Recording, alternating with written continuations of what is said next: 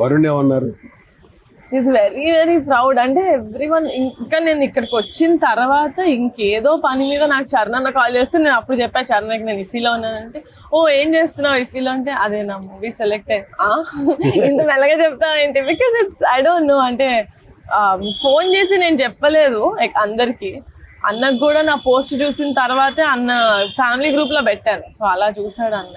They are all very happy and they are like to stand by a film this much is also I feel like అది నాకు ఈ సినిమా starting నుంచి ఉండింది. That it's a very special film. ఎన్ని release అయ్యి ఎంతకాలం అయినా కూడా ఎక్కడికైనా వెళ్ళే ఛాన్స్ ఉంది అంటే మేము టీం అందరం కట్టుకొని తీసుకెళ్ళాలని ఫిక్స్ అయిపోయాం. సో యా, అంటే సినిమా చూడగానే చరణ్ అన్న వరుణ్ ఏమన్నారు వాళ్ళిద్దరు? టు బి వెరీ ఆనెస్ట్ నాకు తెలిసి చరణ్ అన్న చూసాడో లేదో, బికాస్ ఎంటైర్ ఆఫ్ 2024 చరణ్ అన్న was very busy. So travel అదే RRR రిలీజ్ అయిన తర్వాత వీళ్ళు ఆస్కర్స్కి వెళ్ళడం ఇది అది చాలా, అసలు ఇండియాలో చాలా తక్కువ ఉన్నాడు చరణ్ లాస్ట్ ఇయర్. సో అందుకని నేను actually I did not ask him అసలు నువ్వు చూసావా సినిమా అని కూడా అడగలేదు. బట్ మా అన్న అయితే సినిమా రిలీజ్ అవ్వకముందే చూపించా మా అన్నకి. సినిమా చూపించి you tell me what you think.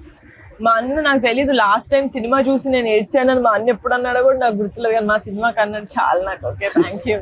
అంటే ఏడిస్తేనే సినిమా హిట్ అని కాదు, కానీ మా దాంట్లో ఎమోషన్ అనేది ఒక అర్బన్ ఆడియన్స్ కి అర్థమైంది. బికాస్ ఊర్లో వాళ్ళు చాలా ఈజీగా కనెక్ట్ అవుతారు.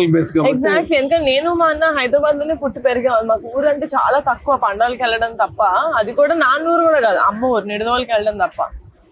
అది మా అన్నకు కూడా అంత రిలేట్ అయ్యాడు.